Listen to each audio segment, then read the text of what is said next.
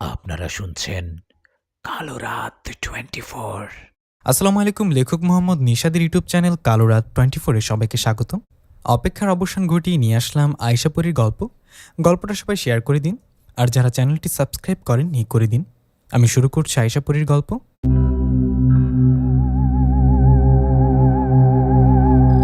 ঘড়িতে রাত 12টা। আমার কেন জানি ঘুম আসছে না। ইচ্ছে করছে বাইরে কোথাও বসে থেকে শীতল মিষ্টি বাতাস খেতে। আমার এরকম কথা শুনে আয়েশাপুরী বললেন, চলো চলো। কথাটা বলে আমার বউ আয়েশাপুরী আমাকে নিয়ে গেলেন পাহাড়ের উপরে। সেখানে গিয়ে আমিও আয়েশাপুরী পাশাপাশি বসে আছি। আকাশে চাঁদটা ঝলমলো করছে। চাঁদের আলো আয়েশার শরীরে পড়ায় ওকে দেখতেও ভালো লাগছিল। সেখানে যাবার পর আয়েশা বললেন, কেমন লাগছে এখন? আয়েশাপুরীর কথা আমি মুচকে একটা হাসি দিয়ে বললাম, অনেক ভালো। দেখছো না কত সুন্দর মিষ্টি বাতাস এসে গায়ে লাগছে। মিষ্টি মিষ্টি বাতাস বইছে চারিদিকে, জোনাকি পোকা উঠছে। চাঁদনি রাত, তুমি আমার পাশে বসে এরকম মুহূর্ত কার না ভালো লাগে বলো? আমার কথা আয়েশাপুরী মুচকে এসে বললেন, তোমার ভালো লাগছে শুনে খুবই খুশি হলাম। তুমি জিনরাজ্যে যাবা নাকি এখানেই থাকবা? এখানেই থাকি, ভালো লাগছে। আমার কথা আয়েশা বললেন, ঠিক আছে। এই বলে পাহাড়ের ওপর থেকে সুন্দর মুহূর্তে দুজনে বসে গল্প করছি। এমন সময় আমাদের পেছনে হঠাৎ করে কেউ একজন আসলেন। পেছনে কারোর আওয়াজ পেয়ে আয়েশাপুরী ও আমি পেছন থেকে তাকিয়ে দেখলাম ফাতেমাপুরী দাঁড়িয়ে আছে। ফাতেমাপুরীকে দেখে আয়েশা বললেন, আরে ফাতেমা তুমি? আয়েশাপুরীর কথায় ফাতেমাপুরী বললেন, কেমন আছো আয়েশা? কেমন আছেন নিশাদ ভাই? ফাতেমার কথা আমিও আয়েশা দুজনেই ভালো আছি উত্তর দেয়ায় ফাতেমাপুরী বললেন, আমি আসছি একটা দাওয়াত দিতে। দাওয়াত? কিসের দাওয়াত? আয়েশাপুরীর কথা জবাবে ফাতেমাপুরী বললেন, আমার বিয়ে। আগামীকাল আমার বিয়ে। আমার বিয়ে তোমরা দুজন থাকলে অনেক খুশি হব। ফাতেমার কথা আয়েশা খুশি হয়ে বললেন, তোমার বিয়ে? বাহ, ভালো খবর তো। তা কাকে বিয়ে করছো? তখন ফাতেমাপুরী বললেন, আমাদের পাশের রাজ্য জিন সর্দারকে। ওর নাম ইয়াসিন। কালকে তোমরা আসবে কিন্তু, কেমন? ফাতেমাপুরীর কথা আয়েশাপুরী বললেন, ঠিক আছে ফাতেমা, আমরা কালকে আসব। আয়েশার কথায় ফাতেমা চলে গেলেন। ফাতেমাপুরী চলে যাবার পর আমি আয়েশাকে বললাম, আয়েশা চলো বাড়িতে যাই। আমার কথা আয়েশা আমাকে নিয়ে বাড়িতে আসলেন। বাড়িতে এসে দুজনে ঘুমিয়ে গেলাম। পরের দিন সকালে খাবার খাওয়ার সময় মাকে বললাম, মা, আজকে একটা দাওয়াত আছে, যাবা? আমার কথায় মা বললেন, কোথায় দাওয়াত? কারোর বিয়ে বুঝি? হ্যাঁ মা, বিয়ে। তুমি কি যাবা? আমার কথায় মা বললেন, কার বিয়ে বলবি তো আগে। একটা পরী বিয়ে, যাবা তুমি? আমার কথায় মা বললেন, না না বাবা, মানুষের বিয়ে হলে ভেবে দেখতাম। আমি এসব পরীটরি বিয়ের মধ্যে নেই, তোমরাই যাও। মায়ের কথা আমি হাসতে হাসতে বললাম, জিন পরীর কথা শুনলে এত ভয় পাও কেন? তখন মা বললেন, ভয় পাবার মতো কিছু হলে ভয় পাবো না বুঝি? জিনপরীরা কি আমাদের মতো চলাফেরা করে নাকি? ওদের দেখলে তো ভয় লাগে। মায়ের কথা আমি বললাম, তাই না? তোমার পাশে বসে যে খাবার খাচ্ছে তোমার ছেলে বউ আয়েশাপুরী, ওকে দেখে ভয় লাগে না? তখন মা বলল, না, বৌমা তো ভালো রূপে থাকে। তোর মতো আয়েশাপুরীও আমাদের সন্তান, আমরা ওর বাবা মা, আমাদের কেন ওকে ভয় পাবো আমরা? মায়ের কথা আমি আর কিছু না বলে খাবার খেয়ে উঠলাম। সেদিন দুপুরবেলা মা আমার ঘরে গিয়ে বলল, নিশাদ, দুপুর হয়েছে, তুই বাজারের দোকানে যা, গিয়ে তোর বাবাকে বল বাড়িতে এসে খাওয়া দাওয়া করে যাবে। মায়ের কথা আমি বললাম, না না, আজকে আমি দোকানে বসতে পারবো না। তোমাকে বললাম না জিনরাজ্যে যাব। আজ ফাতেমাপুরীর বিয়ে, আমি দোকানে বসবো না। তুমি খাবার দাও, আমি বাবাকে দিয়ে আসি। আমার কথায় মা বললেন, ঠিক আছে, আয়, আমি খাবার রেডি করে দিচ্ছি। কথাটা বলে মা আমাকে খাবার রেডি করে দেয়। আমি সেগুলো দিয়ে চলে গেলাম বাজারে। বাজারে গিয়ে বাবাকে খাবার দিয়ে একটু পর আবার বাড়ির দিকে আসতে লাগলাম। বাড়ি থেকে আসার সময় পথে সালাম দাদুর সাথে দেখা। সালাম দাদুর সাথে দেখা হতে বললাম, আরে কবিরাজ মশাই যে, কোথায় যাচ্ছেন শুনি? জিনের ধরা রোগীকে দেখতে যাচ্ছেন বুঝি? আমার কথায় সালাম দাদু বললেন, বাজারে যাচ্ছি রায়শাপুরীর বর। বাজার করে বাড়িতে গিয়ে সন্ধ্যাবেলা যাব একটা জিনে ধরা রোগী দেখতে। হ্যাঁ যেও, কবিরাজ মশাইয়ের তো আর এসব ছাড়া কোনো কাজ নেই। আমি আজ কোথায় যাব জানো? ফাতেমাপুরীর বিয়ে খেতে, আমার বউসহ। তোমার তো আর কপাল হবে না, আমার মতো ভাগ্য পেতে কপাল লাগে। আমার কথায় সালাম দাদু হাসতে হাসতে বললেন, তোর মতো তো আর আমার পরি বউ নেই, তাই না? যা বাড়িতে যা, জিনরাজ্য থেকে ঘুরে এসে আমার সাথে দেখা করিস। সালাম দাদুর কথায় আমি বললাম, ঠিক আছে দাদু, আমি আজ ফাতেমাপুরীর বিয়েতে না গেলে সন্ধ্যায় তোমার সাথে যেতাম জিনে ধরা রোগীটার বাড়ি। তা তো আর হলো না, তুমি সাবধানে যেও, কেমন? আমার কথায় দাদু বললেন, ঠিক আছে, বাড়িতে যা তাহলে। সালাম দাদুর কথায় চলে গেলাম বাড়িতে। বাড়িতে যাবার পর সেদিন সন্ধ্যাবেলা আমিও আয়েশাপুরী চলে গেলাম জিনরাজ্যে ফাতেমাপুরীর বিয়েতে। সেখানে গিয়ে দেখলাম অনেক সুন্দর করে সাজানো হয়েছে ফাতেমাপুরীর প্রাসাদ। ফাতেমাপুরীর বিয়ে উপলক্ষে অনেক জিনপুরীকে দাওয়াত করা হয়েছে। অনেক জিনপুরী আসছে বিয়েতে। ওখানে মনে হয় আমি একাই মানুষ, বাকি সবাই জিনপুরী ছিল। আমি ওখানে যাওয়ায় আয়েশা ফাতেমাপুরীর কাছে গেলেন। এদিকে আমি চারিদিকটা ঘুরে দেখছি। আপনাদের একটা কথা বলি, আপনারা অনেকে আমারও আয়েশাপুরীর বিষয় জানেন, কিন্তু যারা আয়েশাপুরীর নতুন গল্প পড়ছে বা শুনছে তারা হয়তো পুরোপুরি জানেন না। যারা জানেন না তাদেরকে বলছি, আমি লেখক মোহাম্মদ নিশাত। আয়েশাপুরী আমার বউ। আয়েশাপুরীর হাতে বিশেষ এক ধরনের শক্তিশালী চুড়ি আছে, যার ফলে সাধারণ কোনো জিনপুরী আয়েশাপুরীর সাথে শক্তি দিতে পারে না। আয়েশাপুরী আমার বউ, আর সালাম কবিরাজ আমার গ্রামবাসী দাদু। গল্প শুনতে থাকুন, সামনে আস্তে আস্তে সব বুঝতে পারবেন। এখন গল্পে ফিরি। আয়েশাপুরী ফাতেমাপুরীর কাছে যাবার পর আমি চারিদিকটা ঘুরে দেখছি।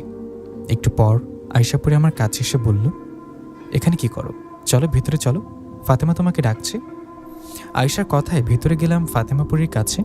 সেখানে যাবার পর ফাতেমাপুরী বলল, কেমন আছেন নিশাত ভাই? আলহামদুলিল্লাহ ভালো। আপনার বিয়েতে এসে ভালো লাগছে, চারিদিকটা সুন্দর করে সাজানো। আমার কথায় খুশি হয়ে ফাতেমাপুরী আমাকেও আয়েশাপুরীকে নিয়ে একটা ঘরে গেলেন।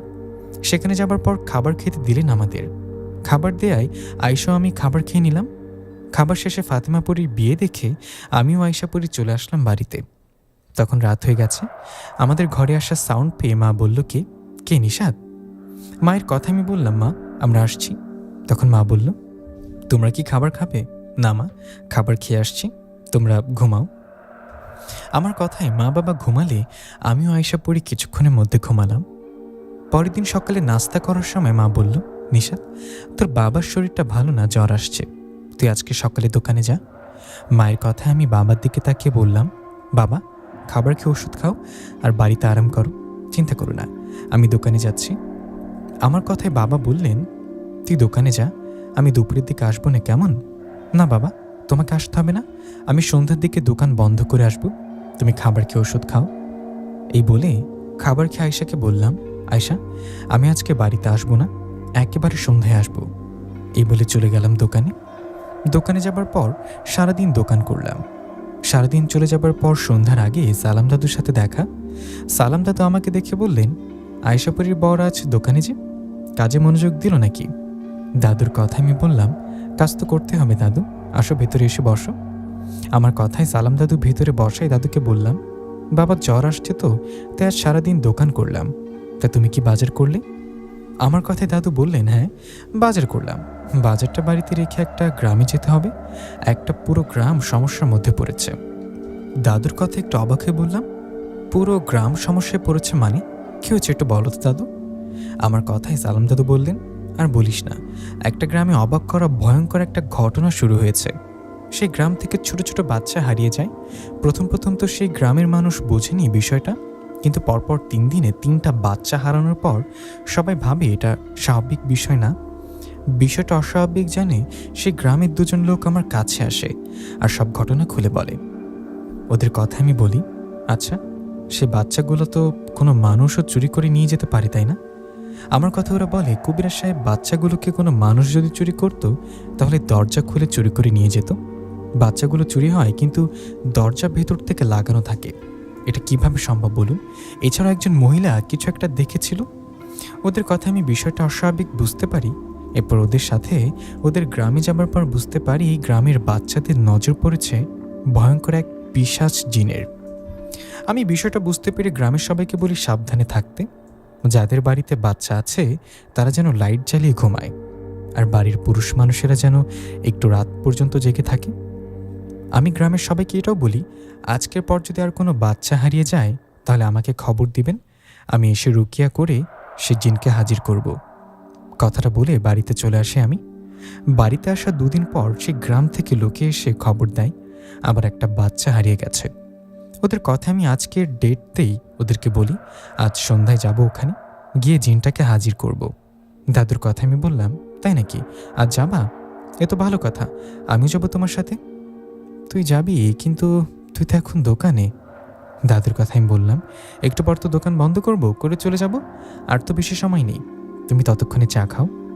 কথাটা বলে চা এনে সালাম দাদুকে দিলে সালাম দাদু চা খেতে লাগলেন। এভাবে কিছুক্ষণ চলে যাবার পর সন্ধ্যা নেমে আসলো। সন্ধ্যা হওয়ায় দোকান বন্ধ করে বাড়ির দিকে যেতে লাগলাম। বাড়ির দিকে যাওয়ার সময় আয়শা পরীকে স্মরণ করলাম। আমার স্মরণে আয়শা আসলে আয়শাকে বললাম, আমি একটু সালাম দাদুর সাথে একটা গ্রামে যাচ্ছি, ফিরতে হয়তো একটু রাত হবে। তুমি মা বাবাকে বলিও আমি সালাম দাদুর সাথে গিয়েছি। আমার কথা আয়শা বললেন, ঠিক আছে বলবো, চেষ্টা করবো তাড়াতাড়ি। তুমি সেখান থেকে ফিরে সালাম দাদুর বাড়ির কাছে এসে আমাকে ডাক দিও, কেমন? আয়শার কথায় আমি রাজি হয়ে বললাম, ঠিক আছে। তখন সালাম বললেন, চিন্তা করো না নাতি বউ, তাড়াতাড়ি চলে আসবো। দাদুর কথায় আয়শা বললেন, সালাম কবিরাজের সাথে থাকলে জিনপুরির চিন্তা নেই। তোমরা যাও দাদু, আমি তাহলে বাড়িতে যাই। কথাটা বলে আয়শা পরি বাড়িতে চলে গেলেন। আয়শা বাড়িতে যাওয়ায় আমিও সালাম দাদু ওনার বাড়িতে গেলাম। বাড়িতে গিয়ে বাজারগুলো দাদিকে দিয়ে আর দেরি না করে সেই গ্রামের দিকে রওনা করলাম। আমরা রওনা করার প্রায় আধা ঘন্টা পর পৌঁছে গেলাম সেই গ্রামে। সেখানে যাবার পর গ্রামের একজন দুজন করে সবাই চলে আসলেন সালাম দাদুর কাছে। সবাই এসে বললেন, কবিরাজ সাহেব, 4টা বাচ্চা হারিয়ে গেল, কিছু একটা তো করুন, গ্রামের মানুষেরা খুব আতঙ্কে ও ভয়ে আছে। সবার কথায় সালাম দাদু বললেন, আপনারা চিন্তা করবেন না, আল্লাহর রহমতে আমি চেষ্টা করব সমস্যার সমাধান করার। কথাটা বলে সালাম দাদু মাটিতে একটা গোল বৃত্ত এঁকে বৃত্তের চারিপাশে জমজমের পানি ছিটিয়ে দিয়ে সে বৃত্তে বসে বললেন, আপনারা যারা যেখানে আছেন সেখানেই থাকুন, নিজের জায়গা থেকে কেউ দৌড়াদৌড়ি ছোটাছুটি করবেন না, আর ভুল করেও কেউ লাইট মারবেন না। যাতে যাতে লাইট আছে সবগুলো নিভিয়ে রাখুন। সালাম দাদুর কথায় সেটাই করা হয়। সবাই লাইট অফ করে অনেক আগ্রহ নিয়ে দেখতে থাকে কি হয়। এদিকে তখন সালাম দাদু সেই জিনটাকে হাজির করার চেষ্টা শুরু করলেন। সালাম দাদু চেষ্টা করছে, এভাবে বেশ কিছুক্ষণ হয়ে যায়, কিন্তু সেই পিশাচ জিনটা হাজির হয় না। সেই জিন হাজির না হওয়ায় দাদু আরো গভীরভাবে চেষ্টা করতে থাকে জিনটাকে হাজির করার। এভাবে চলে যায় 1 ঘন্টা। 1 ঘন্টা হয়ে যাওয়ার পর ও যখন জিনটা হাজির হয় না, তখন সালাম দাদু সেখান থেকে উঠে পড়ে আর বলে, এভাবে কাজ হবে না, সে জিনটা খুব দুষ্ট, ওকে এভাবে হাজির করা যাবে না, আমি অন্য উপায়ে ওই জিনটাকে বন্দি করব। সালাম দাদুর কথায় গ্রামবাসী জিজ্ঞাসা করে, কি উপায়? তখন সালাম দাদু বলেন, আপনারা আমাকে এমন একটা বাড়ি দেখিয়ে দেন যে বাড়িতে বাচ্চা আছে, আর বাড়িটার পাশে ঝোপঝাড় বা জঙ্গল টাইপের কিছু একটা আছে। সালাম দাদুর কথায় সবাই চিন্তা করতে থাকে। এমন সময় একজন বলে ওঠেন, কবিরাজ সাহেব, আমার বাড়িতে বাচ্চা আছে আর বাড়ির সাথে ঝোপঝাড় আছে। ওনার কথায় সালাম দাদু বলেন, তাতেই হবে। এই বলে সালাম দাদু সবাইকে বলেন, যাদের বাড়িতে বাচ্চা আছে সবাই গিয়ে না ঘুমিয়ে জেগে থাকবেন, যতক্ষণ না আমি আজকে রাতে ওই জিনটাকে বন্দি করি। আপনারা এখন বাড়িতে চলে যান, আমি ওনার সাথে ওনার বাড়িতে যাচ্ছি। কথাটা বলে সালাম দাদু আমি সেই লোকটার বাড়িতে চলে আসি, যার বাড়ির পাশে ঝোপঝাড় আছে আর বাড়িতে বাচ্চা আছে। ওনার বাড়িতে আসার পর সালাম দাদু বললেন, শুনুন, আপনিও আপনার স্ত্রী ঘরে লাইট অফ করে ঘুমের ভান করে শুয়ে থাকবেন, আমার ওপর বিশ্বাস রাখুন, আল্লাহর রহমতে আমি সেই জিনটাকে বন্দি করব। সালাম দাদুর কথায় উনি রাজি হওয়ায় দাদু বললেন, যান, আপনারা ঘরে গিয়ে বাচ্চাকে নিয়ে শুয়ে পড়ুন, আমি বাইরে আছি। কথাটা বলে সালাম দাদু ওনার বাড়ির চারিদিকে মাটিতে দোয়া কালাম পরে ফু দিলেন আর কি জানি করলেন। এরপর আমাকে নিয়ে ঝোপের আড়ালে লুকিয়ে পড়লেন। তখন আমি সালাম দাদুকে বললাম, দাদু কি করলে, এটা কি হবে এখন? তখন সালাম দাদু বললেন, দেখো কি হয়। আমি বাড়িটা এমনভাবে বন্ধ করছি ওই জিনটা ওই বাড়িতে ঢুকতে পারবে কিন্তু বের হতে পারবে না। গ্রামের অন্য জাতির বাড়িতে বাচ্চা আছে, সবাই জেগে আছে, তাই উপায় না পেয়ে সে জিনটা এখানে আসবে। এই বলে সালাম দাদু আমি ওখানে চুপ করে বসে রইলাম। এভাবে কেটে গেল অনেকটা সময়। রাত তখন গভীর হয়ে গেছে। রাত গভীর হওয়ায় আমিও সালাম দাদু দেখি একটা ভয়ঙ্কর অবয়ব, যেটা শরীর নিচের দিকে প্রাণীর মতো, উপরের দিকে মানুষের মতো, ওর চোখগুলো আগুনের মতো জ্বলজ্বল করছিল, পুরো শরীরের লোমে ভরা। এরকম একটা ভয়ঙ্কর প্রাণী এসে যে ঘরে বাচ্চাটা, সে ঘরে ঢুকলো। ওই প্রাণীর মতো দেখতে ভয়ঙ্কর জিনটা ঘরে ঢোকায় সালাম দাদু আমাকে বললেন, নিশাত, এখন আয়, বের হয়ে আয়। কথাটা বলে সালাম দাদু আমি ঝোপের আড়াল থেকে বেরিয়ে উঠানে এসে দাঁড়ালাম। ওখানে দাঁড়ানোর পর সালাম দাদু বলে উঠলেন, ঘর থেকে বেরিয়ে আয়, বাচ্চা নিতে আসছিস না, তুই আর সেটা নিতে পারবি না, কারণ তোর জীবন নিয়ে আর পালাতে পারবি না। সালাম দাদুর কথায় ঘর থেকে বেরিয়ে আসে সে ভয়ঙ্কর প্রাণীর মতো দেখতে জিনটা। সে জিনটা ঘর থেকে বেরিয়ে অনেক পালানোর চেষ্টা করে, কিন্তু সালাম দাদু বাড়ির বাইরে যে দাগ দিয়েছিল সে দাগের বাইরে বের হতে পারছিল না। এটা দেখে সালাম দাদু বললেন, তুই খুব চালাক, আমি তোকে হাজির করানোর অনেক চেষ্টা করেছি, তুই হাজির হসনি, তাই বুদ্ধি করে তোকে এখানে আটক করে দিলাম। এখন কোথায় যাবি? সালাম দাদুর কথায় সে জিনটা বললেন, কবিরাজ, আমাকে যেতে দে। আমাকে কিছু করতে চাইলে অনেক বড় বিপদে পড়বি, ছাড় আমাকে। কথাটা বলে সেই প্রাণীর মতো জিনটা বিশাল একটা দৈত্যদের মতন রূপ নিল। ওই জিনটার এরকম রূপ দেখে ভয়ে আমি অন্যদিকে হয়ে ঘুরে দাঁড়ালাম। তখন সালাম দাদু জিনটাকে বললেন, তুই তোর যত রকম ভয়ঙ্কর রূপ আছে নি, এতে আমি ভয় পাই না। তুই অন্যায়ভাবে এই গ্রামের বাচ্চাদের নিয়ে গিয়ে হত্যা করেছিস, এখন থেকে আর পার পাবি না। কথাটা বলে সালাম দাদু সেই জিনকে বোতলবন্দি করে ফেললেন।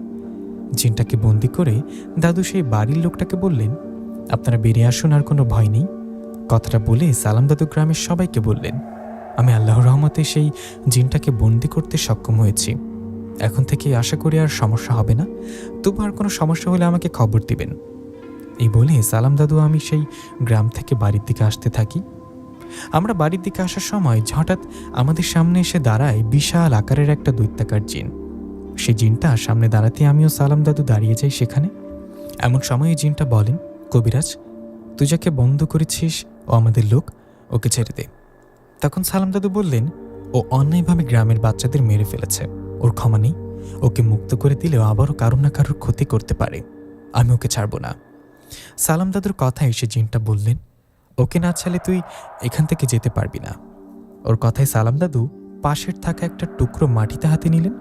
মাটির টুকরো হাতে নিয়ে সেখানে দোয়া পড়ে সেই জিনটার দিকে ছুঁড়ে দেয়ায় জিনটা বাতাসে মিলে গেলেন। জিনটা চলে যাবার পর দাদু বললেন, নিশা, চল এবার। ও চলে গেছে।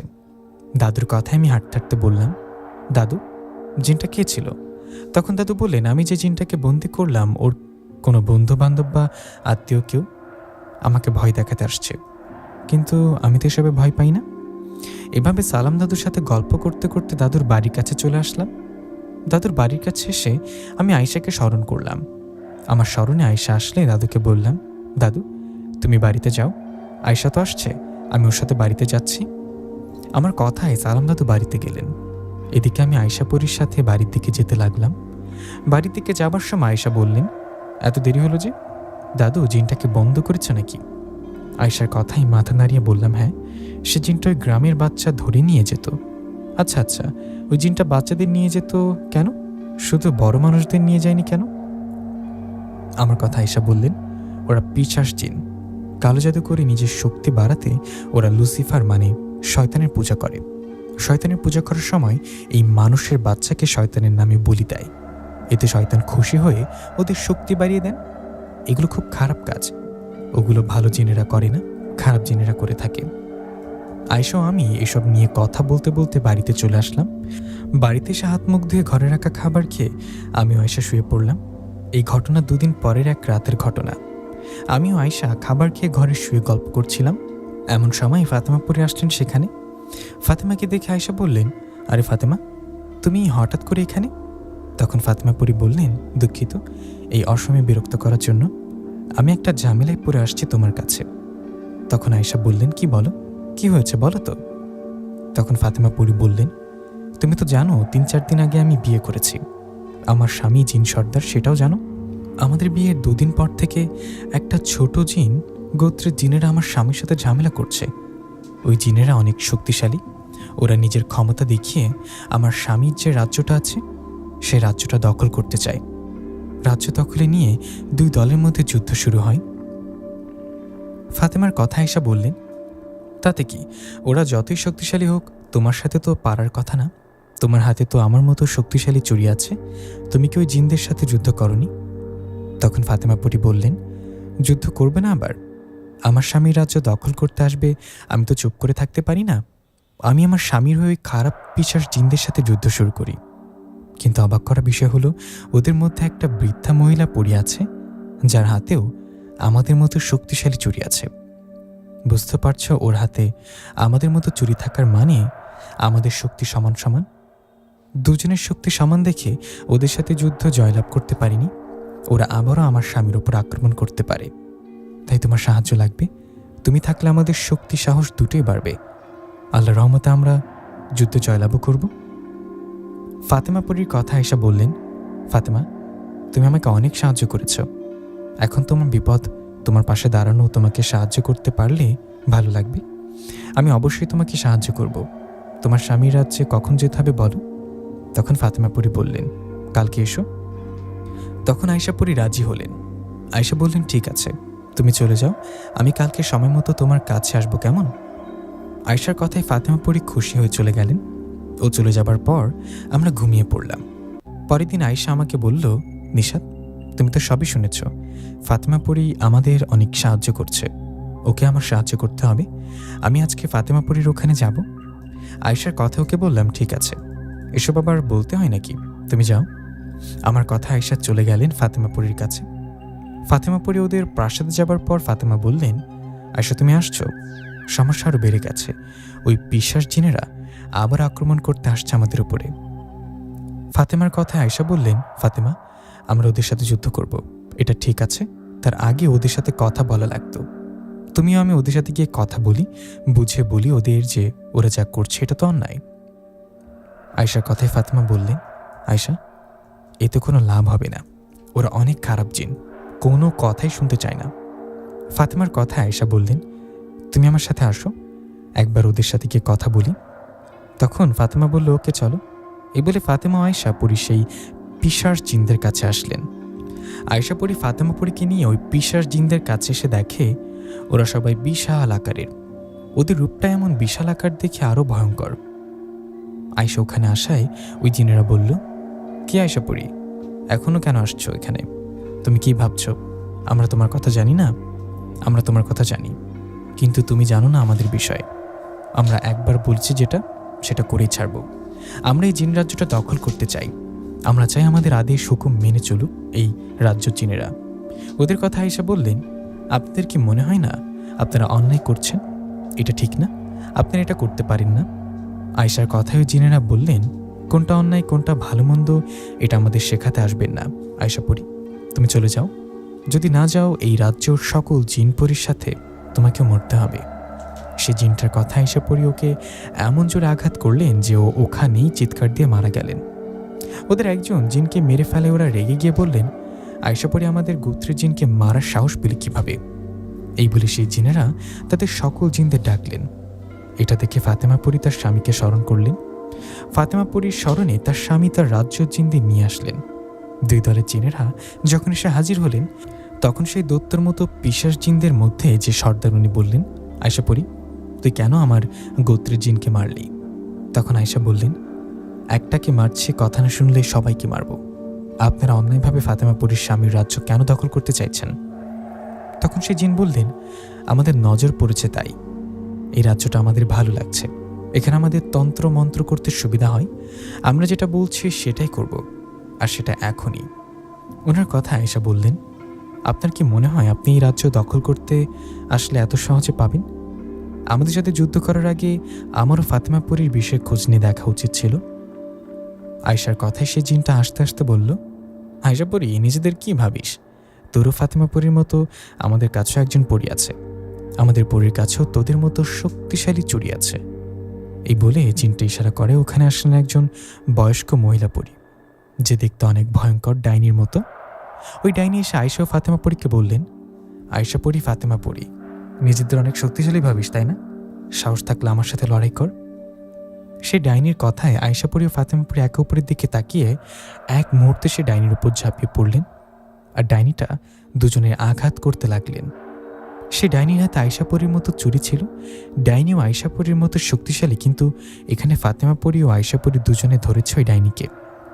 আয়েশা ও ফাতেমা পরী ডাইনিকে আঘাত করছে। ওইদিকে সেই দৈত্য আকারের মতো জিনেরা ফাতেমা পরীর স্বামী ও তার রাজ্য জিনেদের সাথে যুদ্ধ শুরু করেছে। আয়েশা পরী ও ফাতেমা পরী সেই ডাইনিকে আঘাত করতে করতে কিছুক্ষণের মধ্যে দুর্বল করে আহত করে ফেলে রাখলেন। ডাইনিকে আহত করে ফেলার পর ফাতেমা পরী ও আয়েশা সেই দৈত্য আকারের জিনদের সাথে যুদ্ধ করতে লাগলেন। আয়েশা পরী সেই জিনদের ধরে মেরে ফেলেছে। এভাবে জিনদের আঘাত করে মেরে ফেলার সময় আয়েশা পরী একটা বয়স্ক জিনকে ধরে আঘাত করে মেরে ফেলে, কিন্তু অবাক করা বিষয় হলো সেই জিনটা মারা যায় না, ও আবার উঠে দাঁড়ায়। এই দৃশ্য দেখে আয়েশা পরী সে জিনটাকে আবারও ধরেন আর তার মাথা এক টান দিয়ে ছিঁড়ে ফেলেন। আয়েশা পরী জিনটার মাথা ছিঁড়ে ফেলার পর আরও অবাক হন, কারণ সে জিনটার মাথাটা ছিঁড়ে পড়ার পর ও কথা বলছে, তার মাথা শরীরটাও নড়াচড়া করছে। এভাবে একটু পর সেই ছিঁড়ে যাওয়া মাথাটা আবার তার শরীরে জোড়া লাগছে, আর সেই জিনটা দাঁড়িয়ে হা হা করে হাসছে। এটা আবার কেমন ঘটনা? এটা কিভাবে সম্ভব? মেরে ফেলার পরও কিভাবে জীবিত হয়? আয়েশাপুরী ও ফাতেমাপুরী সেই দৈত্যাকার জিনদের আঘাত করে অনেক জিনদের মেরে ফেললেও ওদের মধ্যে 3টা জিন আছে যাদেরকে মেরে ফেলতে পারতো না। সেই 3টা জিনকে যতবার মেরে ফেলে ততবারই ওরা জীবিত হয়ে উঠে দাঁড়ায়। ওদেরকে মারতে না পারায় ওরা বলে, বলছি না আমাদের বিষয় জানিস না, আমাদের অনেক জিনকে মারলি তাই না, খুব তাড়াতাড়ি এটার প্রতিশোধ নিব আর তোদের রাজ্য দখল করব। কথাটা বলেই সেই দৈত্যাকার জিনেরা সেখান থেকে পালিয়ে যায়। ওরা পালিয়ে যাবার পর আয়েশাপুরী ফাতেমাপুরীর স্বামী সহ সেই জিনের রাজ্যে থেকে চলে আসে ফাতেমাপুরীর স্বামীর প্রাসাদে। সেখানে আসার পর আয়েশাপুরী অবাক হয়ে বলে, এটা কিরকম ঘটনা ঘটল? আমরা ওদের মারতে পারলাম না কেন? তখন ফাতেমাপুরী বলল, এটা তো আমিও বুঝতে পারছি না, এরকম ঘটনা তো আগে কখনো ঘটেনি বা দেখিনি। আমার তো মাথা ঘুরছে, ওদের কয়েকবার মারলাম তবুও বেঁচে গেল। ওই জিনদের বিষয়ে কথা বলছে ফাতেমা ও আয়েশাপুরী। ওটা তো চলছে জিন রাজ্যে, এদিকে আমাদের মানুষদের এখানে শুরু হয়েছে নতুন ঘটনা। আপনাদের মনে আছে না, একটা গ্রাম থেকে বাচ্চা হারিয়ে যেতে থাকে, পরে সালাম দাদু গিয়ে সেই পিশাচ জিনটাকে বন্দি করে নিয়ে আসে। সালাম দাদু জিনটাকে বন্দি করে নিয়ে আসার কিছুক্ষণ ভালো থাকলেও আবার শুরু হয় নতুন করে ঘটনাটা। আবারও বাচ্চা হারিয়ে যেতে থাকে সেই গ্রাম থেকে বাচ্চা হারিয়ে যাওয়ায় সে গ্রামের মানুষ সালাম দাদুকে খবর দেয়। ওদের খবর শুনে সালাম দাদু আমাকে দেখা করতে বলে। দাদুর কথা আমি দেখা করলে উনি বললেন, নিশাত, একটা ঝামেলা হয়ে গেছে, ওই গ্রাম থেকে আবারও বাচ্চা হারিয়ে যেতে শুরু করেছে। আমি ভাবছি জিনটা বন্দি করছে আর কোন কোন ঘটনা ঘটবে না, কিন্তু এখন নতুন করে শুরু হয়েছে ঘটনা। এর মানে এখানে অনেক জিনের নজর আছে। আমার মনে হয় আয়েশাপুরীর সাহায্য লাগবে। আয়েশাপুরী কোথায়, ওকে ডাকতো। দাদুর কথা আমি বললাম, দাদু, আয়েশা তো বাড়িতে নেই। আয়েশাপুরী জিনরাজ্যে গেছে, ফাতেমাপুরীর স্বামী একটা ঝামেলায় পড়েছে, ওখানে গেছে আয়েশাপুরী। ও যে কবে কখন ফিরবে জানি না। আমার কথায় সালাম দাদু বললেন, ও তাই, আচ্ছা তাহলে আয়েশার কথা বাদ দে, চল তো আমরা ওই গ্রামে যাই আর দেখি এখন আবার কোন জিন আসলো। দাদুর কথায় আমি রাজি হলে সালাম দাদু আমাকে নিয়ে গেলেন সেই গ্রামে। সেখানে যাবার পর গ্রামের সবাই দাদুর কাছে এসে বললেন, কবিরের সাহেব, ঘটনার তো নতুন করে ঘটা শুরু হয়েছে। বাড়ি থেকে বাচ্চা হারিয়ে যায়, আদরের সন্তানদের হারিয়ে আমাদের মনের অবস্থা কেমন একবার ভাবুন, আপনি কিছু একটা করুন। ওদের কথায় সালাম দাদু বললেন, আল্লাহর উপর ভরসা রাখুন, আল্লাহ কাউকে নিরাশ করবেন না। আমি দেখি সে জিনটাকে হাজির করতে পারি কিনা। আমাকে একটা রুম দিন, যে রুমে আমি একই জিনটাকে হাজির করাতে পারবো। সালাম দাদুর কথায় গ্রামবাসী সালাম দাদুকে একটা ফাঁকা রুম দিলেন। সে রুমে যাবার পর সালাম দাদু সে জিনটাকে হাজির করার চেষ্টা করতে লাগলেন। বেশ কিছুক্ষণ পর সে জিনটা তার ভয়ঙ্কর রূপ নিয়ে সালাম দাদুর সামনে এসে হাজির হলেন। সে জিনটা হাজির হয়ে সালাম দাদুকে বললেন, কবিরাজ, আমাকে কেন ডাকছিস বল। তখন সালাম দাদু বললেন, কেন ডাকছি জানিস না? তুই কে? এই গ্রাম থেকে বাচ্চা নিয়ে যাচ্ছিস কেন? আমি যে জিনটাকে বন্দি করেছি এর আগেও তো তোর কি হয়? তখন সে জিন বলেন, সালাম, তুই যাকে বন্দি করেছিস ও আমাদের গোত্রের জিন। আমরা সংখ্যা অনেক, তুই আমাদের কিচ্ছু করতে পারবি না। আমাদের একটা না, দুইটা না, 7টা বাচ্চার দরকার। আমরা এই 7টা বাচ্চাকে শয়তানের নামে বলি দিলে আমাদের গোত্রের জিনদের শক্তি অনেক গুণ বেড়ে যাবে। আমরা তখন জিন রাজ্যে রাজত্ব করব। তোর যদি জীবনের মায়া থাকে তো চলে যায় এখন থেকে। ওই জিনটার কথায় সালাম দাদু বললেন, আমাকে ভয় দেখাবি না, আমি তোর হুমকিতে ভয় পাই না। তোর একজন সঙ্গীকে বন্দি করেছি, তুই যদি এই গ্রাম ছেড়ে না যাস তাহলে তোকেও বন্দি করব। দাদুর কথায় সে জিনটা হাসতে হাসতে বললেন, সালাম, আমার গোত্রের জিনদের তুই চিনিস না, তুই কয়েকজনকে বন্দি করবি। যতক্ষণ আমরা 7টা বাচ্চাকে নিয়ে যেতে না পারবো ততক্ষণ ছাড়বো না। এখানে একটা নিয়ম আছে, যে গ্রাম থেকে বাচ্চা নিবে প্রথমে সেই গ্রাম থেকে বাকি বাচ্চাগুলোকেও নিতে হবে, অন্য গ্রাম থেকে নিলে হবে না। আমরা এই গ্রাম থেকে 5টা বাচ্চা নিয়েছি, আর 2টা বাচ্চা নিলে চলে যাব। ওর কথায় সালাম দাদু বললেন, 2টা বাচ্চা কেন, একটাও পাবি না, দরকার হয় তোর গোত্রের সকল জিনদের সাথে যুদ্ধ করব। এই বলে সালাম দাদু সে জিনটাকেও বোতলবন্দি করলেন। ওকে বন্দি করে সালাম দাদু বাইরে বেরিয়ে আসলেন। সালাম দাদু বাইরে এসে সবাইকে বললেন, আমি এই জিনটাকে বন্দি করছি। আসলে এখানে ঘটনা হলো, আপনাদের গ্রামে একটা জিন না, একটা পুরো জিন গোত্রের নজর পড়ছে। ওই জিনদের দরকার 7টা বাচ্চা। ওরা অলরেডি 5টা বাচ্চাকে নিয়েছে, আরও 2টা বাচ্চা নেওয়ার কথা বলছে। তা এখন থেকে সাবধানে থাকবেন যাদের বাড়িতে ছোট বাচ্চা আছে। আমি দুজন জিনকে বন্দি করছি, এরপরে যে আসুক সবাইকে আল্লাহর রহমতে বন্দি করবো, আপনারা চিন্তা করবেন না। এই বলে সালাম দাদু আমি সেই গ্রাম থেকে চলে আসি বাড়িতে। ওইদিকে জিনরা যে আয়শা পরি ফাতেমা পরি স্বামীর প্রাসাদে বসে আছে। এমন সময় আয়শা বললেন, এখন কি করব? আমরা তো এই দৈত্যের মতো পিশাচ জিনদের মধ্য থেকে 3টা জিনকে হত্যা করতেই পারছি না। ওদের মেরে ফেলেছে আবার বেঁচে উঠে। এটা কিভাবে হচ্ছে এটা তো বুঝতে পারছি না। তখনই ফাতেমা পরির স্বামী জিন সর্দার উনি বললেন, আমি এই বিষয়ে খোঁজ নেব। আমি আমার রাজ্যের বয়স্ক জিনকে খোঁজ নিতে পাঠাই, উনি গিয়ে তথ্য নিয়ে আসুক। এটার কারণ কি, কেন ওই জিন 3টাকে মারতে পারছি না? এই বলে ফাতেমা পরির স্বামী তার রাজ্যের 2জন বয়স্ক জিনকে খবর নিতে পাঠালেন। ওনার কথাই সে জিন 2জন খবর নিয়ে গেলেন। ওরা খবর নিয়ে যাবার পর অনেক খোঁজ খবর নিয়ে ব্যর্থ হয়ে ফিরে আসলেন। ওরা এসে বললেন, আমরা কিছু জানতে পারিনি সর্দার, আমাদের মাফ করবেন। আমরা অনেকভাবে খোঁজ নিয়েও জানতে পারিনি ওই জিন 3টা মারা যাবার পর বেঁচে ওঠে কিভাবে। সেই জিন 2জনের কথায় আয়শাপুরি ও ফাতেমাপুরি চিন্তিত হয়ে পড়ে। এভাবে কেটে যায় একটা দিন। এদিকে আমাদের এখানেই কেটে যায় একটা দিন। একদিন পর সেই গ্রাম থেকে আবারও খবর আসে, আবারও 2টো বাচ্চা হারিয়ে গেছে, মোট 7টা বাচ্চা হারিয়ে গেছে। এই খবর পেয়ে সেদিন সন্ধ্যাবেলা সালাম দাদু আমি সেই গ্রামে আবারও যাই। আমরা ওখানে যাবার পর সে গ্রামের সবাই ওখানে জড়ো হন। সবাই জড়ো হয়ে সালাম দাদুকে বলে, কবিরাজ মশাই, ওই জিনেরা আমাদের গ্রাম থেকে মোট 7টা বাচ্চাকে নিয়ে গেল। আপনি কি কিছুই করতে পারবেন না? আপনি একটু চেষ্টা করে দেখুন না ওদের কোনোভাবে ফিরিয়ে আনা যায় কিনা। সবার কথায় সালাম দাদু বললেন, আমি দেখি, আমি এখন এখানে ওই গোত্রের মানে যে জিনটাকে হাজির করাবো। এই বলে সালাম দাদু সবার সামনে তার জানা শক্তিশালী বিদ্যা প্রয়োগ করে ওই গোত্রের মেয়ে জিনকে হাজির করার চেষ্টা শুরু করলেন। এভাবে বেশ কিছুক্ষণ যাবার পর হঠাৎ করে চারিদিকে প্রচণ্ড ঝড় বাতাস শুরু হলো। ঝড়ের বেগে সেখানে আসলেন দৈত্য আকারের বেশ কয়েকটা জিন। সে জিনদের দেখে গ্রামবাসী যে যেদিকে পারে দৌড়ে পালায়।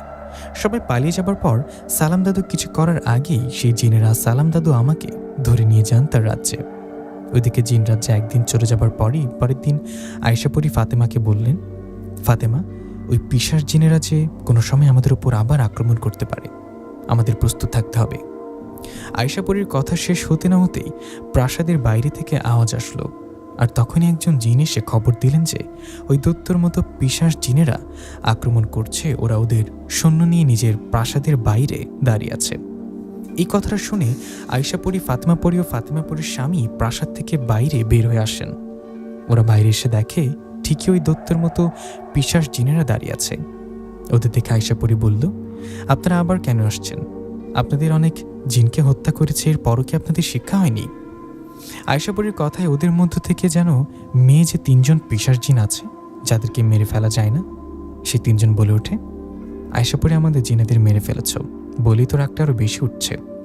আমরা তোমাদের কাউকে ছাড়ব না, সবাইকে মারবার সাথে এই রাজ্যটা দখল করব। ওদের কথায় ফাতেমাপুরি বললেন, আমাদের মারা কি এতই সোজা? আপনাদের যে বাকি সৈন্য জিনেরা আছে সবাইকে যদি হারাতে না চান তাহলে এখান থেকে পালিয়ে যান, নইলে ওদের সবার মৃত্যু হবে আমার ও আয়শার হাতে।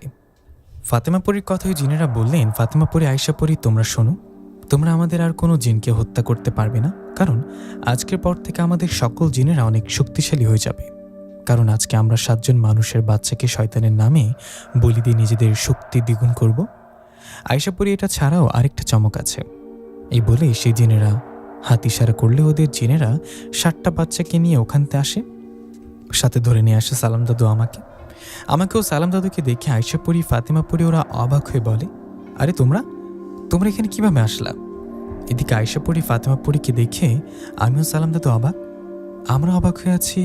আমি জিজ্ঞাসা করলাম, আয়শা, ফাতেমা, তোমরা এখানে? আমার কথা শুনে আয়শা বললেন, তোমাদের এখানে কি জন্য নিয়ে আসলো? আয়শার কথা জবাবে ওকে সব ঘটনা খুলে বললাম। সব শুনে আয়শাপুরি আমাকেও সালাম দাদুকে বললেন, ওই গ্রাম থেকে যে জিনেরা বাচ্চা ধরে নিয়ে আসতো আর এখানে ফাতেমাপুরীর স্বামীর রাজ্য দখল করতে যে জিনেরা আসছে, এরা একই জিন, এরা সবাই এক গোত্রের। দৈত্যের মতো পিশাচ জিনেরা সেই গ্রাম থেকে বাচ্চা ধরে নিয়ে আসতো যেন ওদের বলি দিয়ে শক্তিশালী হওয়া যায়। এদিকে আবার তারাই ফাতেমাপুরীর স্বামী রাজ্যটা দখল করতে চায়। আয়শাপুরীর কথায় সেই দৈত্যের মতো পিশাচ জিনের মধ্যে একজন বললেন, আয়শাপুরীর চমকটা কেমন হলো? আমাদের শক্তি বাড়াতে 7টা বাচ্চার প্রয়োজন ছিল। সেই জন্য আমাদের গোত্র থেকে একটা জিন যেত ওই মানুষের গ্রামে বাচ্চা নিয়ে আসতে। আমাদের গোত্রের জিন ওই গ্রাম থেকে বাচ্চা নিয়ে আসতে গিয়ে এই সালাম কবিরাজের কাছে বন্দী হন। তারপর আবারও আরেকটা জিনকে পাঠাই, সেও গিয়ে বন্দী হন। পরপর 2টা জিনকে বন্দী করায় আমরা রেগে গিয়ে কবিরাজ ও কবিরাজের সাথে আসা এই নিষাদ নামে ছেলেটাকে তুলে নিয়ে আসি। ওদেরকে ধরে নিয়ে আসার পর খোঁজ নিয়ে জানতে পারি এই নিষাদ নামে ছেলেটা তোমার স্বামী ও সালাম কবিরাজ তোমাদের দাদু। আমরা ওদের ধরে নিয়ে আসছি, ওরা এখন আমাদের কাছে বন্দী। আয়শা পরে এখন কি করবি আমার?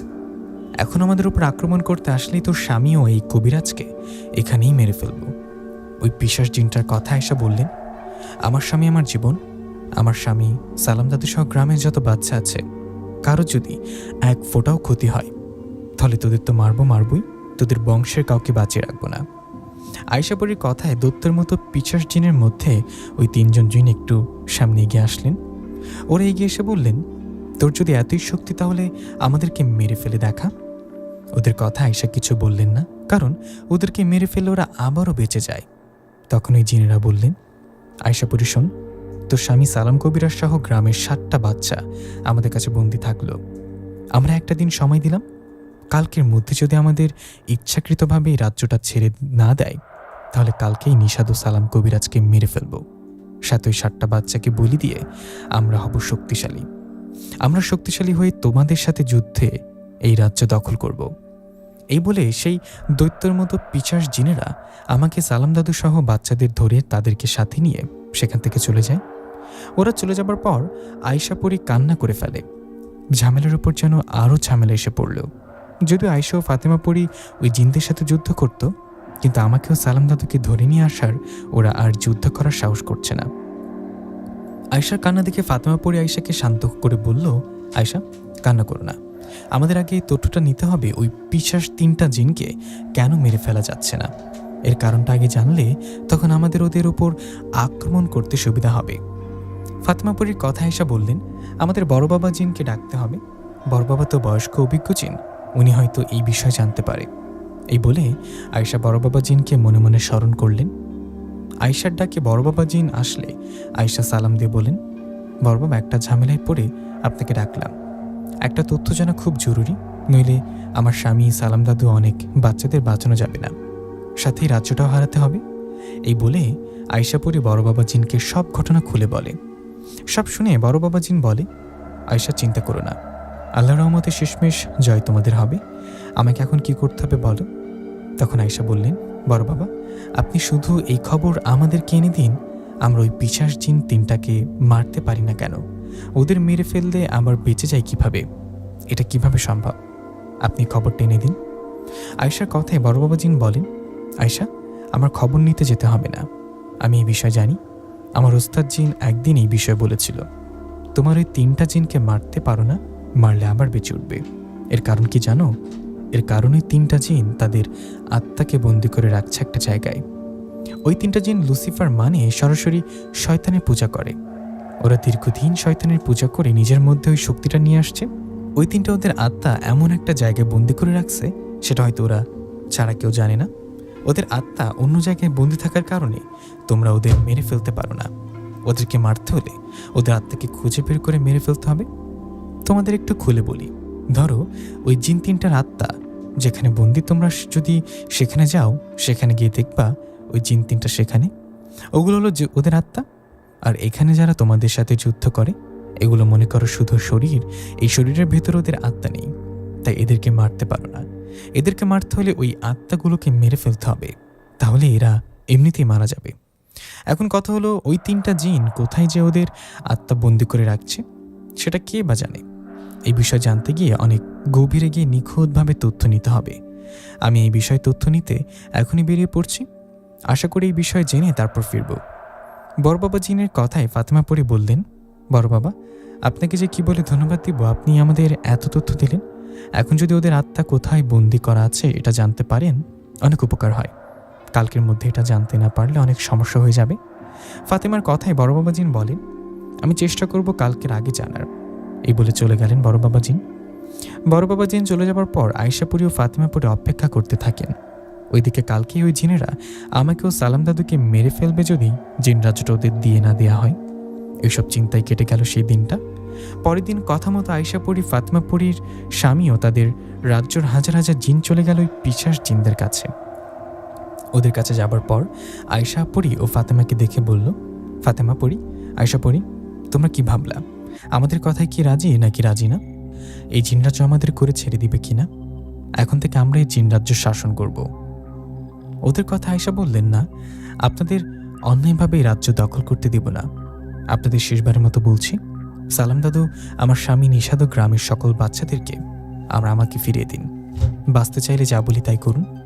আয়শার কথাই জিনরা বলতে শুরু করলেন। ওরা বললেন, আয়শা, তুমি আমাকে বাঁচার কি সুযোগ দিবা? আমি তোমার স্বামী সহ সবাইকে বাঁচার একটা উপায় বলছিলাম, কিন্তু তোমরা এতে রাজি না। তাই এখন তোমাদের সবাইকে মারব। তার আগে এই বাচ্চাদের বলি দিয়ে নেই আগে। এ বলে সেই পিচার জিনটা অন্য জিনদের আদেশ করলেন বাচ্চাগুলোকে সামনে নিয়ে আসতে। ওর কথায় অন্য জিনেরা বাচ্চাগুলোকে নিয়ে এসে লাইন অনুযায়ী শুয়ে দিলেন। সবাইকে শুয়ে দেওয়ার পরপর ওই তিনটা শক্তিশালী জিন যাদের মেরে ফেলা যায় না, সেই তিনটা জিন ধারালো ছুরি হাতে নিয়ে বাচ্চাগুলোর দিকে এগিয়ে যেতে লাগলেন। এটা দেখে আয়শা পরী, ফাতেমা পরী সহ সবাই বলতে লাগলেন, না, এটা করো না, থামো। তখন ফাতেমা পরীর স্বামী জিন সর্দার বলে উঠলেন, ঠিক আছে, আমি রাজি। আমি এই রাজ্য তোমাদের করে দিব। আমি সর্দার থেকে সরে যাব। আজ থেকে তোমরা এই রাজ্য শাসন করবা, তবু বাচ্চাগুলোকে মারবে না। ফাতেমা পরীর স্বামীর কথায় ওই পিচার জিনেরা বললেন, তোমার রাজ্য আমাদের করে দিবা, এই জন্য আমরা আয়শা পরীর স্বামী ও সালাম কবিরাজকে ফিরিয়ে দিতে পারি, কিন্তু এই বাচ্চাগুলোকে ছাড়তে পারবো না। এদেরকে আমাদের শক্তি বাড়াতে বলি দিতেই হবে। এই ভেবে সেই জিনেরা বাচ্চাগুলোকে বলি দিতে যাবে এমন সময় বড় বাবা জিন এসে ওদের আঘাত করে ফেলে দিলেন। এদিকে তখনই সেকেন্ডের মধ্যে ফাতেমা পরী ওই পিছার জিনদের ওপরই ঝাঁপিয়ে পড়লেন আর আঘাত করতে লাগলেন। শুধু ফাতেমা পরী, আয়শা পরী না, ফাতেমা পরীর স্বামীর রাজ্যের যত জিন আছে সবাই দত্তর মতো পিচার জিনদের ওপর ঝাঁপিয়ে পড়লেন। এইভাবে বেশ কিছুক্ষণ যুদ্ধ হলো ওদের মাঝে। বেশ কিছুক্ষণ যুদ্ধ হবার পর আয়শা পরী, ফাতেমা পরী, বড় বাবা জিনসহ সবাই ওই পিচাস জিনদের মধ্যে মেন তিনটা জিনকে ছাড়া সবাইকে ওখানে মেরে ফেললেন। সকল জিনকে মেরে ফেলে আয়শা পরী আমাকে ও সালাম দাদুকে ওদের কাছে নিয়ে আসলেন। সাথে নিয়ে আসলেন ওই সকল বাচ্চাকে। সবাই নিজের দিকে নিয়ে আসায় আয়শা ও তিনটা জিনকে বললেন, কি বলছিলাম না সবাইকে শেষ করব? আপনাদের গোত্রের আর একটা জিনও বেঁচে নেই, আপনারা তিনজন ছাড়া। সবার মতো আপনারাও কি মরতে চান? আয়শার কথায় তিনটা জিন হাসতে হাসতে বলল, আয়শা পরী, তুই কেন? দুনিয়াতে যত জিন আছে সবাই আসলেও এখন আমাদের তিনজনকে মারতে পারবে না। আমাদের মারলে আমরা আবারও বেঁচে উঠব। তুই কি ভেবেছিস আমাদের সকল জিনদের মেরে তোর স্বামী সালাম কবিরাজ ও মানুষের 7টা বাচ্চাকে উদ্ধার করে তোদের কাছে নিয়েছিস? না, তোর ওদের নিতে পারিসনি। আমরা জানতাম তোমরা চালাকি করে আমাদের ওপর আক্রমণ করবে, তাই আমরা জিনদের তোমার স্বামী নিষাদ, সালাম কবিরাজ ও বাচ্চাদের রূপ নিতে বলি। তোমার সামনে যারা দাঁড়িয়ে আছে সবাই আমার জিন। এই বলে সেই জিনটা হাত দিয়ে ইশারা দেয়। সাথে সাথে আয়শা পরী দেখলেন সেখানে থাকা আমি, সালাম দাদু ও বাচ্চারা কেউ আসল বা ওরা সকল পিছাস জিন, ওরা আমাদের রূপ নিয়েছিল। সে জিনের ইশারায় আমাদের রূপ নিয়ে থাকা জিনেরা বাতাসে মিশে যায়। ওরা বাতাসে মিশে যাওয়ায় ওই তিনজন পিছাস জিন হাসতে হাসতে বলেন, বোকার দল, তোদের বোকা বানালাম। আয়শা পরী, তোর স্বামী, তোর দাদু সালাম কবিরাজ সহ ওই গ্রাম থেকে নিয়ে আসা সকল বাচ্চারা আমাদের কাছে বন্দি আছে। কাল অমাবস্যা রাত, কালকে আমরা সত্যি সত্যি ওদের বলি দিব, সবাইকে মেরে ফেলবো। তোদের যদি ক্ষমতা থাকে আমাদের তিনজনকে আটকে দেখা। ওদের কথা আয়শা পরী ও ফাতেমা পরী ওদের ধরে আঘাত করতে করতে মেরে ফেলে, কিন্তু একটু পর ওরা আবার জীবিত হয়। ওরা জীবিত হওয়ায় আয়শা ও ফাতেমা আবারও ওদের হাত পা মাথা ছিঁড়ে ফেলে, কিন্তু অবাক করা বিষয় হলো ওগুলো আবার কিছুক্ষণের মধ্যেই জোড়া লাগে আর ওরা বেঁচে যায়। ওই তিনটা জিন আবারও বেঁচে গিয়ে এবার ওরা আয়শা ও ফাতেমাকে আঘাত করে সেখান থেকে চলে যায়। ওরা চলে যাবার পর বড় বাবা জিন আয়শা ও ফাতেমাকে বলেন, তোমরা কি করছো? সব জেনে কেন ওদের আঘাত করছো? তোমরা ওদের মারতে পারবা না? ওদের মারতে হলে ওদের বন্দি করা আত্মাকে মারতে হবে, আর আমি জানতে পারছি ওদের আত্মা কোথায় বন্দি করা। চলো প্রাসাদে চলো, সব বলছি। বড় বাবা জিনের কথায় সেখান থেকে সবাই প্রাসাদে ফিরে আসে। প্রাসাদে এসে আয়শা জিজ্ঞাসা করেন, বড় বাবা বলুন, ওই তিনটা জিনের আত্মা কোথায় আর কিভাবে বন্দী? তখন বড় বাবা জিন বললেন, সমুদ্রের গভীরে একটা জায়গা আছে, সেখানে আছে মায়াবী জঙ্গল। ওই মায়াবী জঙ্গল একটা গাছের সাথে বেঁধে রাখা। 3টা জাদুকরি বোতল। সে বোতল বন্দি ওদের আত্মা। সে জায়গায় আবার পাহারায় আছে অন্য জিনেরা। ওখানে যাওয়াটা এতটা সহজ না। বড় বাবা জিনের কথা আয়েশা বললেন, কিন্তু তবু আমাদের যে ওখানে যেতেই হবে। ওখানে না গিয়ে বন্দি করা জিনের আত্মাকে মেরে না ফেললে অনেক বড় সমস্যা হয়ে যাবে। তখন বড় বাবা জিন বললেন, হ্যাঁ সেটা তো হবে, আমাদের আগে ওই জিনদের আটকাতে হবে। আমি জানি কালকে অমাবস্যার রাত, কালকে ওরা বাচ্চাগুলোকে বলি দেওয়ার চেষ্টা করবে, কিন্তু আমরা এটা করতে দেব না। আমরা 4 জন ওদের 3 জনের উপর ঝাঁপিয়ে পড়ব। এরপর যুদ্ধ শুরু হবে।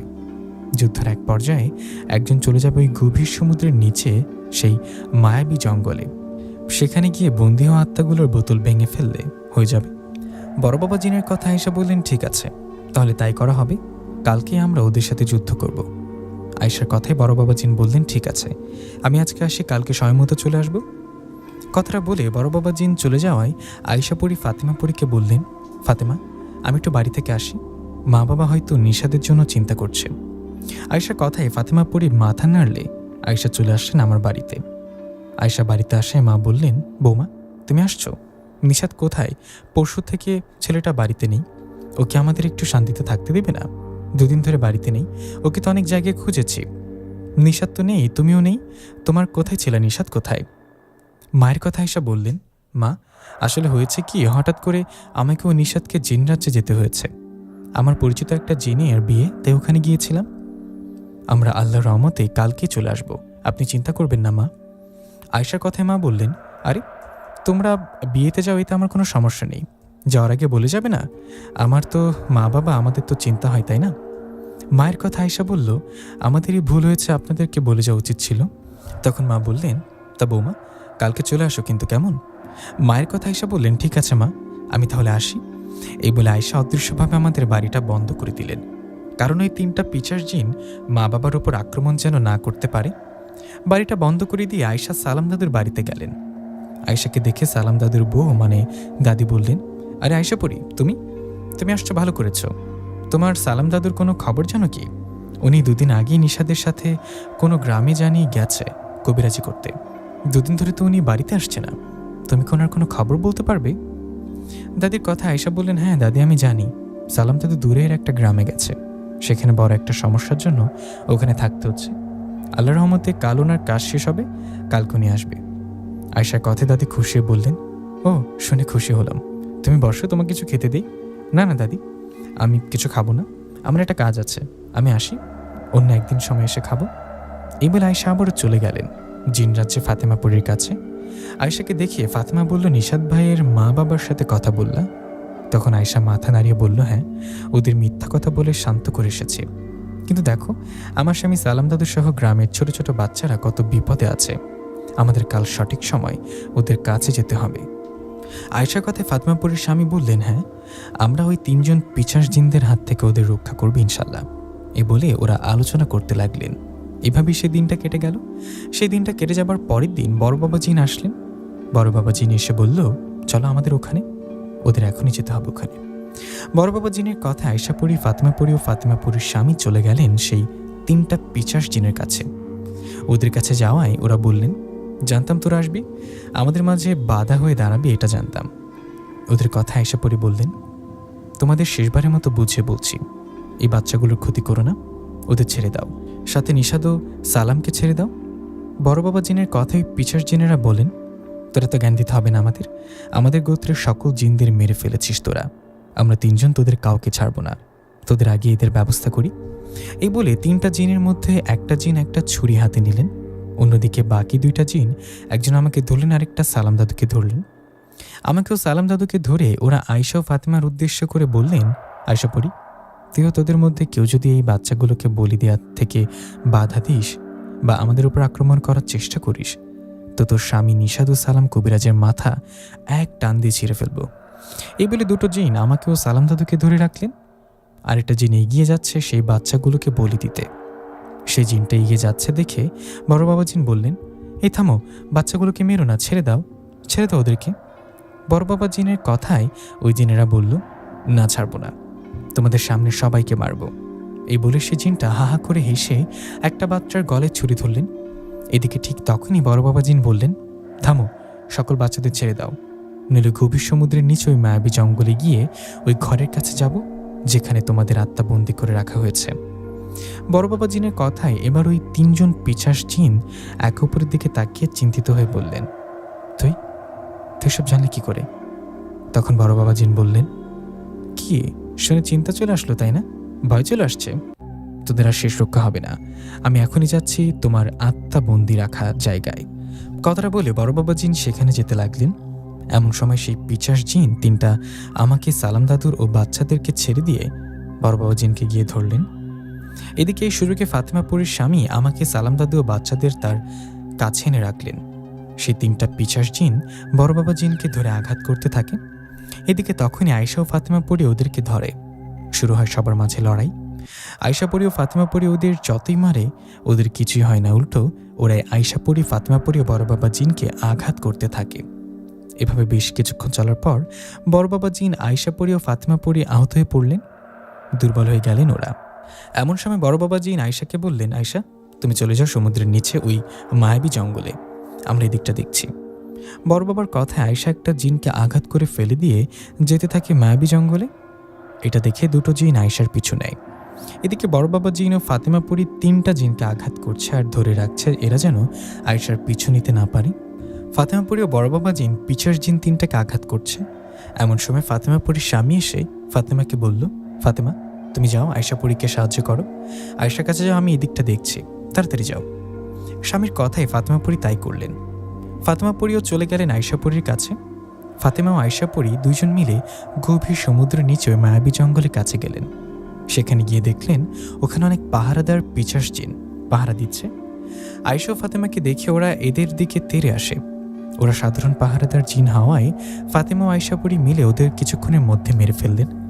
সবাইকে মেরে ফেলে আয়েশা ও ফাতেমা ঢুকে পড়লেন সেই মায়াবী জঙ্গলে। আয়েশা ও ফাতেমা দুজন মিলে জঙ্গলে ঢুকে খুঁজতে লাগলেন ওই গাছটা, যে গাছের সাথে বেঁধে রাখা আছে ওই তিনটা বোতল, যে বোতলের ভিতরে বন্দি আছে সেই পিশাচ জিনদের আত্মা। আয়েশা ও ফাতেমাপুরী খুঁজতে খুঁজতে একটা জায়গায় গিয়ে দেখলেন একটা অদ্ভুত রকম গাছ। সেই গাছটার লতা পাতা ডালগুলো লম্বা লম্বা মানুষের হাতের মতো। এরকম গাছে বেঁধে রাখা বোতল তিনটা। এই বোতল তিনটা দেখে আয়েশা ও ফাতেমার গাছের কাছে গিয়ে যেই না বোতল তিনটাকে হাত লাগিয়েছে, এমন সময় সেই গাছের লতা ও হাতের মতো ডালগুলো আয়েশা ও ফাতেমাপুরীকে পেঁচিয়ে ধরেছে। সে লতা ও ডালগুলো এমনভাবে আয়েশা ও ফাতেমাকে পেঁচিয়ে ধরছে, এতে আয়েশা ও ফাতেমা দুজনে অনেক চেষ্টা করছে, শরীরে সমস্ত শক্তি দিয়ে সেখান থেকে নিজেদের ছাড়ানোর চেষ্টা করছে, কিন্তু পারছে না। এমন সময় সেখানে আসলেন সেই তিনটা পিশাচ জিন। ওরা তিনজন মিলে ফাতেমাপুরীর স্বামী ও বড় বাবা জিনকে আঘাত করে আহত করে চলে আসছে সেখানে। ওরা এসে আয়েশাপুরী ও ফাতেমাপুরীর এমন অবস্থা দেখে হাসতে হাসতে বলতে লাগলেন, ফেসে গেছিস তাই না? বোকা, তোরা অনেক বোকা। এটা যেমন তেমন গাছ না, আর এই জঙ্গলটার যেমন তেমন জঙ্গল না, এটা মায়াজাদুর জঙ্গল। এখানে সব কিছু ভয়ানক। তোদেরকে যে গাছ পেঁচিয়ে ধরেছে, তোরা মারা না যাওয়া পর্যন্ত ওগুলো তোদের ছাড়বে না। ওই গাছ তোদের মারার আগে আমরাই তোদের মেরে আমাদের আত্মা বন্দি করা বোতল নিয়ে এখান থেকে পালিয়ে যাব। এই বলে সেই তিনটা জিন ফাতেমা আয়েশার দিকে এগিয়ে যাবে, এমন সময় সেখানে আসলেন বড় বাবা জিন। বড় বাবা জিন একা আসেনি, সাথে করে নিয়ে আসছেন সালাম দাদুকে। বড় বাবা জিন সালাম দাদুকে সাথে করে নিয়ে এসে সেই পিশাচ জিনকে বললেন, এই মায়াবী জাদুকরী জঙ্গলটা জিনদের কাছে ভয়ঙ্কর হয়ে মানুষদের কাছে কোনো সমস্যা না। সালাম, তুমি তোমার কাজটা করো। বড় বাবা জিনের কথায় সালাম দাদু তার সাথে থাকা জমজমের পানি সেই গাছটাতে ছিটিয়ে দিলেন, যে গাছটাকে আয়েশা ও ফাতেমাকে পেঁচিয়ে রেখেছে। সালাম দাদু পানি ছিটানোর সাথে সাথে ওই গাছটা আয়েশাপুরী ও ফাতেমাপুরীকে ছেড়ে দিলেন। গাছটা আয়েশা ফাতেমাকে ছেড়ে দেবার সাথে সাথে আয়েশাপুরী গাছের সাথে বেঁধে রাখা বোতল তিনটা হাতে নিলেন। বোতল তিনটা হাতে নেওয়ার সাথে সাথে সেই পিশাচ জিন তিনটা বলে উঠলেন, আয়েশাপুরী খবরদার ওগুলো ভেঙে ফেলিস না, ওগুলো আমাদের দিয়ে দে। আমরা কথা দিচ্ছি আমরা এখান থেকে অনেক দূরে চলে যাব। আমরা আর ওই জিন রাজ্য দখল করার জন্য যুদ্ধ করব না। দয়া করে আমাদের বোতল তিনটা দিয়ে দে। ওদের কথা আয়েশা বললেন, অনেক ক্ষমতা দেখিয়েছিলি তাই না? তোদের নাকি মেরে ফেলা যায় না? আল্লাহ সৃষ্টি হয়ে শয়তানের উপাসনা করছিস এতদিন, আজ পালাতে পারবি না। কথাটা বলে আয়েশা সেই বোতল তিনটা ভেঙে ফেললেন। আয়েশা বোতল তিনটা ভেঙে ফেলার সাথে সাথে সেখান থেকে একটা ধোঁয়ার মতো কিছু একটা এসে সে তিনটা পিশাচ জিনের শরীরে ঢুকলেন। এদিকে তখনই সেই পিশাচ জিন তিনটা সেখান থেকে পালাতে যাবেন, এমন সময় আয়শা, ফাতেমা ও বড় বাবা জিন ওদের ধরে ফেলে আর এইবার ওদেরকে মেরে ফেলতে সক্ষম হয়। আয়শা ও ফাতেমা সেই পিশাচ তিনটাকে মেরে ফেলে। ওদের মেরে ফেলার পর সবাই মিলে চলে আসে ফাতেমাপুরীর স্বামীর প্রাসাদে। সেখানে ফিরে আসার পর ফাতেমাপুরী ও ফাতেমাপুরীর স্বামী বড় বাবা জিনকে অনেক ধন্যবাদ দেন। ওনারা বড় বাবা জিনকে বলেন, আপনি আমাদের তথ্য দিয়ে অনেক উপকার করেছেন। ওদের কথায় বড় বাবা জিন বললেন, আপনাদের সাহায্য করতে পেরে ভালো লাগলো, আমি তাহলে আসি। এই বলে বড় বাবা জিন সালাম দাদুকে বললেন, সালাম, তুমি এখান থেকে আগে বাড়িতে যাবে না, আগে যাবে ওই গ্রামে আর সকল বাচ্চাগুলোকে ওদের মা বাবার কাছে পৌঁছে দেবে। কথাটা বলে বড় বাবা জিন চলে যাবার পর ফাতেমাপুরী আয়শাকে বললেন, আয়শা অনেক বড় উপকার করলে আমাদের। ফাতেমাপুরীর কথা আয়শা বললেন, ফাতেমা, তুমি আমাকে অনেকবার উপকার করেছ, আজ তোমার উপকার করতে পেরে ভালো লাগলো। আমরা তাহলে আজকে আসি, মা বাবা আমারও নিশাদের জন্য অপেক্ষা করছে নিশ্চয়ই। এই বলে আয়শা আমাকে ও সালাম দাদুকে বললেন, চলো বাচ্চাগুলোকে নিয়ে আগে এই গ্রামে যাই। এই বলে আয়শা আমাদের সবাইকে নিয়ে জিন রাজ্য থেকে সেই গ্রামে আসলেন। তখন সন্ধ্যা ঘনিয়ে রাত নেমেছে। ওখানে আসার পর আয়শা সালাম দাদুকে বললেন, দাদু, আমি অদৃশ্যভাবে থাকি, তুমি সবাইকে ডাকো। আয়শার কথায় তাই করা হয়, সবাইকে ডাকা হয়। সালাম দাদুর কথায় গ্রামের সবাই ছুটে আসার নিজেদের বাচ্চাকে ফিরে পেয়ে বুকে জড়িয়ে ধরে কান্না শুরু করে। সবাই বাচ্চাদের ফিরে পেয়ে খুশি হয়ে সালাম দাদুর বাহবা দিতে থাকে। সবাই অনেক প্রশংসা করে সালাম দাদুর আর জিজ্ঞাসা করে বাচ্চাগুলোকে কিভাবে ফিরে আনলো। সবার কথা জবাবে সালাম দাদু বললেন, কিছু কথা না জানাই ভালো, তবে শুধু একটা জেনে রাখুন, আমি জিনেদের সাহায্যে আল্লাহর রহমতে সব বাচ্চাদের ফিরে নিয়ে আসি। এই বলে সালাম দাদু বললেন, ওই জিনের আর কেউ বেঁচে নেই, আপনাদের আল্লাহর রহমতে আর কোনো সমস্যা হবে না, আমরা তাহলে এখন আসি কেমন? কথা বলে আমিও সালাম দাদু ওনার বাড়িতে চলে আসি। সালাম দাদুর বাড়িতে আসার পর দাদু বলেন, আল্লাহর রহমতে আবারও একেবারে বেঁচে গেলাম, তাই না রে? দাদুর কথা আমি মাথা নাড়িয়ে বললাম, হ্যাঁ দাদু, ঠিক বলেছ। আচ্ছা, মা বাবা নিশ্চয়ই আমার জন্য অপেক্ষা করছে, তুমি থাকো, আমি বাড়িতে যাই। এই বলে বাড়ির দিকে রওনা করি। তখন আয়শা আসে আমার কাছে আর দুজনে গল্প করতে করতে বাড়িতে চলে যাই। বাড়িতে যাবার পর মা বাবা বলেন, তোমরা আসছো, কোথায় ছিলা 3 দিন থেকে? তখন আমি কিছু বলার আগে আয়শা বললেন, জিনরাজ্যে একটা বিয়েতে ছিলাম, আমি তো গতকাল মাকে এসে বলে গেছি। তখন বাবা বললেন, কোথাও গেলে বলে যাবে, নাইলে কিন্তু চিন্তা হয়, আমরা তোমাদের অনেক খোঁজাখুঁজি করেছি, বুঝলাম। বাবার কথা আমি বললাম, দুঃখিত বাবা, আমারই ভুল হয়েছে, হঠাৎ করে চলে গিয়েছিলাম তো, এখন থেকে আর এরকম হবে না। আমার কথায় বাবা বললেন, তোমরা ভেতরে গিয়ে হাত মুখ ধুয়ে খেতে আসো, সবাই মিলে একসাথে খাই। বাবার কথা আমিও আয়শা ভেতরে গিয়ে হাত মুখ ধুয়ে খেতে আসলাম। এরপর সবাই মিলে একসাথে খেয়ে আমিও আয়শা ঘরে চলে গেলাম। ঘরে গিয়ে শুয়ে শুয়ে আয়শাও আমি গল্প করছি। এমন সময় আয়শাকে বললাম, আয়শা, আজ অনেক বড় বাচ্চা বেঁচে গেছে, বিশ্বাস করো, আমিও সালাম দাদু ভাবতে পারিনি আমাদের ওভাবে হঠাৎ করে তুলে নিয়ে যাবে। আমার কথায় আয়শা বললেন, আল্লাহর রহমত ছিল বলে বেঁচে গেছি সবাই, ওগুলো বাদ দাও, ঘুমিয়ে পড়ো। আয়শার কথায় দুজনে কিছুক্ষণ গল্প করে ঘুমিয়ে পড়লাম। আমি ঘুমানোর পর মাঝরাতের দিকে একটা চিৎকারে ঘুম ভেঙে যায় সবার। আমাদের ঘুম ভেঙে যাওয়ায় আমি দরজা খুলে বাইরে গিয়ে দেখলাম মা দাঁড়িয়ে আছে। মাকে দেখে বললাম, মা কি হয়েছে? তখন মা বলল, ববিতাকে নাকি জিনে ধরেছে, ববিতা কেমন করছে সবাই এরকমই বলাবলি করছে। ববিতা হলো আমার চাচাতো বোন, আমার বাড়ির পাশের বাড়ির পরের বাড়িটা। ববিতাকে জিনে ধরেছে এটা শুনে ঘরে গেলাম। ঘরে গিয়ে আয়শাকে বললাম, আয়শা, ববিতাকে জিনে ধরেছে, তুমি একটা কাজ করো তো, তুমি অদৃশ্যভাবে ওদের বাড়িতে যাও আর ওই জিনটাকে ধরে ওকে এখান থেকে তাড়িয়ে দাও। আমার কথা আয়শা বললেন, না, আমার বর্তমানে এসব যাওয়া যাবে না, নতুন করে ঝামেলা জড়ানো যাবে না, একটা সমস্যা আছে। সমস্যা? কি সমস্যা বলো, তুমি কি অসুস্থ? আমার কথা আয়শা আমাকে জড়িয়ে ধরে বললেন, নিশাদ, আল্লাহ আবারও রহম করেছে, আমি মা হতে চলেছি, তুমি বাবা হতে চলেছ। আয়শার কথায় আমি খুশিতে বলে উঠলাম, আলহামদুলিল্লাহ, এরকম একটা খুশির খবর পাবো ভাবিনি। খুশিতে চোখে পানি চলে আসছে। তখন আয়শাকে বললাম, ববিতাকে জিনে ধরেছে, ও তো আমার চাচাতো বোন, ওকে তো সাহায্য করতেই হবে।